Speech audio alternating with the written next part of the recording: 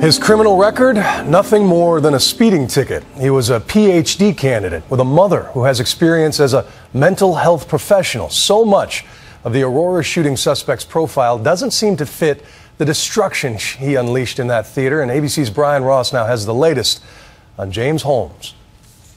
When the mother of James Holmes was reached at her San Diego home today and first told what had happened overnight, she expressed little surprise. "You have the right person," she told ABC News. "I need to call the police." Authorities said today the planning for the theater attack began at least 2 months ago, when Holmes purchased the first 2 guns of his arsenal at Denver area stores, passing the required background checks. In the last 60 days, he purchased 4 guns at local Metro gun shops, and through the internet, he purchased over 6,000 rounds of ammunition. It was over the last few months that Holmes, who was Phi Beta Kappa in college, saw his academic and career dreams collapse as he withdrew from a PhD program in neuroscience at the University of Colorado's Denver campus. I think the motive is his life has continued to collapse for, I bet, a number of months or maybe even a few years. And as his issues with perhaps delusion, paranoia, got greater, he just couldn't deal with what was going on around him. Holmes grew up in a prosperous San Diego community called Rancho Penasquitos. This was Holmes just 6 years ago, called Jimmy, a clean-cut 5'11" high school senior, a member of the junior varsity soccer team at Westview High School. That's where it made me think about the times that he was picked on in class. He was just that person who always was smirking. One former classmate remembered Holmes as the class bully, but others in his neighborhood said he was just a classic loner. He was just quiet. He was just quiet. Unable to find a job, Holmes moved to Colorado last fall and appeared to be nothing more than a quiet and easygoing graduate student. But it was a different Jim Holmes who showed up at this San Diego pawn shop, where the owner says Holmes sought tips on firing the guns he had planned to use. We carry all of those firearms in stock. Very specifically remember James Holmes' face. Last night, neighbors at his Aurora apartment building said they heard loud techno music coming from his apartment, with the recorded sounds of gunshots added in.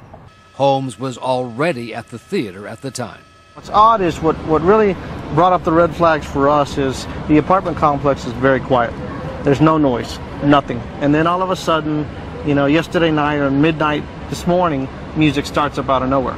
That was kind of odd because no one throws parties in that apartment.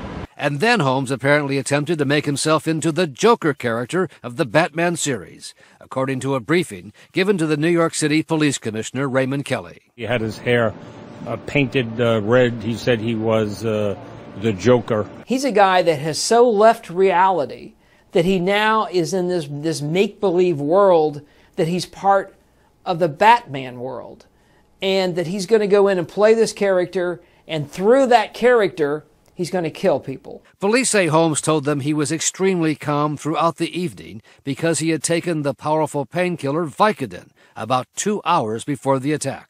His final step, police say, was to booby-trap his apartment, which they say was so full of chemicals and incendiary devices that it may be days before the bomb squad can figure out how to defuse them.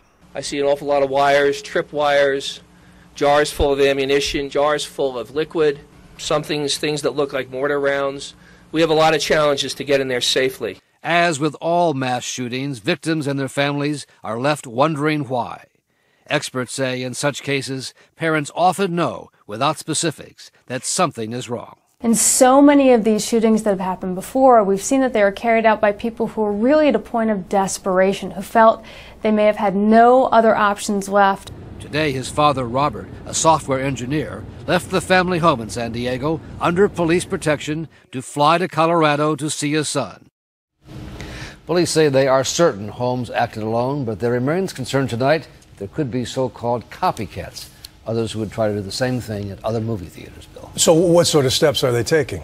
Well, in Aurora, for instance, the police chief says he's been contacted by chiefs all across the country, and he's told them what he's doing, putting extra duty officers at those theaters that are showing Batman for the foreseeable future. Right. Now, we also understand AMC, they don't want, they want to discourage costumes, fans coming, and some are even being searched, I understand. Yes, across the country there are concerns that there could be something else from the copycat, someone trying to capitalize on the same publicity that that Mr. Holmes has received. We heard from one theater goer in Times Square tonight. He said he went to see it and looked for the exits. It changes the way people are thinking about movies tonight. Brian Ross, thank you so much.